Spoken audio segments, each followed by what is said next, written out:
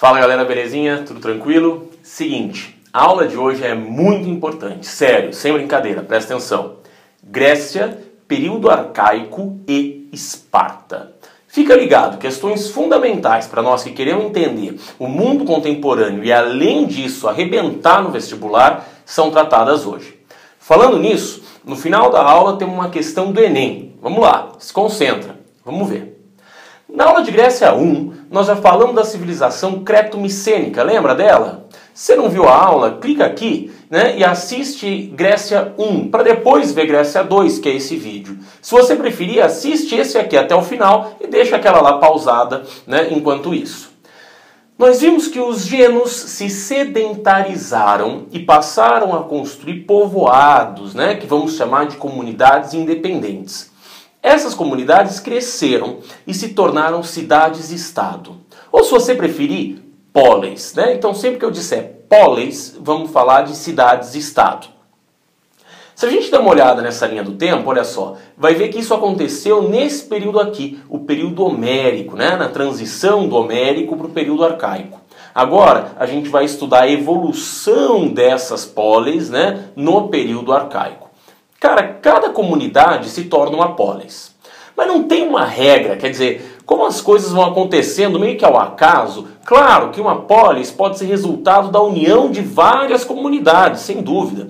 O importante é que o desenvolvimento daquelas comunidades, ou a partir do desenvolvimento daquelas comunidades, surgiram as polis. Essas polis se organizam a partir de uma acrópole, quer dizer, um lugar onde se reunia toda a comunidade, ou se reuniam os habitantes para tomar as decisões daquela cidade-estado. Isso significa que esse lugar é extremamente importante. Tinha que ficar num espaço de destaque, por dois motivos. Primeiro, justamente por ser importante, mas também por uma questão de defesa, horas. Afinal, era equivalente no Brasil à Esplanada dos Ministérios, ao Palácio do Planalto, ou à Casa Branca e o Congresso lá em Washington, Pombas. Quer dizer, você tem que proteger, tá certo? Por isso, olha só, ficava, quando possível, no alto de uma montanha, de um planalto. Tá vendo aqui? Essa aí é a Acrópole de Atenas. Mas temos outras, que têm características bastante semelhantes. Ah, mas e se a cidade não tiver uma montanha desse tipo? Sei lá, talvez nem se fundaria uma cidade num lugar onde não se pudesse construir uma acrópole desse tipo, não é mesmo?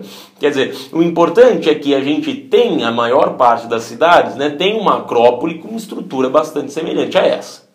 Essas cidades-estado eram inicialmente controladas por eupátridas, ou seja, os bem-nascidos, que tinham como característica o fato de serem filhos, ou pessoas próximas ao pater familias. Esses eupátridas que formavam os conselhos, ou as assembleias que governavam as cidades-estado.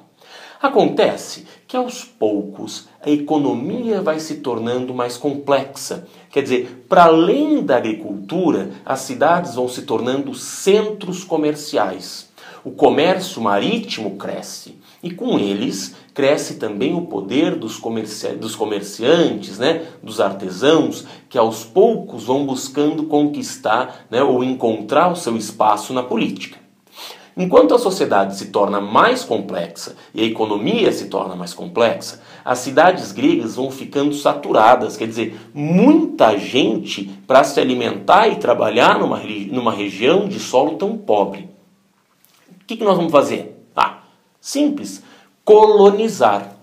Vamos colonizar todo o litoral do mar Mediterrâneo. Lembra daquele mapa? Então olha ele aqui. Todo o litoral do mar Mediterrâneo vai ser colonizado por gregos. Então, veja como a gente tem cidades gregas por todo o Mediterrâneo. Veja como os gregos ocupam uma boa parte desse litoral. A esse processo damos o nome de segunda diáspora grega, porque é a segunda vez que os gregos se espalham. Tá certo? Nesse período, o arcaico, várias cidades vão se tornar, e serão governadas, vão se formar e serão governadas, em geral, por oligarquias.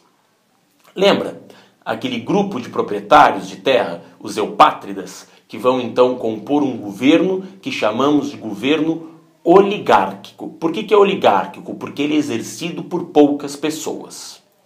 Vamos ver agora mais de perto duas cidades, né, da Grécia, Esparta e Atenas. Na verdade, vamos ver nesse vídeo, nessa aula, só Esparta. Atenas a gente vai ver em Grécia 3, junto com o período clássico. Tudo bem? Então aqui a gente vai conhecer agora a estrutura de Esparta, né? Junto, né, Esparta e Atenas são as duas principais cidades gregas para nós, do ponto de vista militar, cultural e econômico, né? E elas eram bastante diferentes. Então vamos conhecer agora Esparta e no próximo vídeo a gente vai comparar Esparta com Atenas. Dá uma olhada nessa tabela. Povo fundador, educação, sistema político, legisladores e sociedade, né? Esses são os quesitos que a gente vai analisar. No caso de Esparta, os fundadores são os dórios, aquele povo tremendamente violento, né, que chegou na península expulsando todo mundo, né? Lembra que eles controlavam muito bem a metalurgia, faziam espadas e matavam todo mundo. Eles se estabelecem no Vale Fértil, né, na planície da Lacônia, e por lá eles ficam. Justamente por serem guerreiros, a educação espartana é absolutamente voltada para a guerra. São ensinadas técnicas de sobrevivência, manejo de armas, resistência a adversidades, né? E todo tipo de situação que tornam um menino um grande guerreiro. Para as meninas, bom, claro, né, que as meninas não são guerreiras, elas serão boas reprodutoras. Então elas têm que ter um corpo adequado para a geração de meninos fortes e valentes. Por isso, a educação feminina também é voltada muito mais para o treinamento físico do que para o treinamento intelectual. O sistema político espartano tinha posições ocupadas apenas por espartanos. A gerúsia, que era um conselho de anciãos composto por 28 gerontes. Né? Depois um grupo de 5 magistrados que cuidavam da cidade, os éforos. E depois deles, né, e além deles, 2 reis que cuidavam dos assuntos militares, da justiça e da religião. O legislador mais célebre, ou seja, o sujeito, né, criador de leis mais famoso e importante para Esparta, é Licurgo, que desenvolve a noção de cidadania em torno da participação no exército. Dá para ter uma ideia, né, de Esparta a partir do filme 300, lembra dele?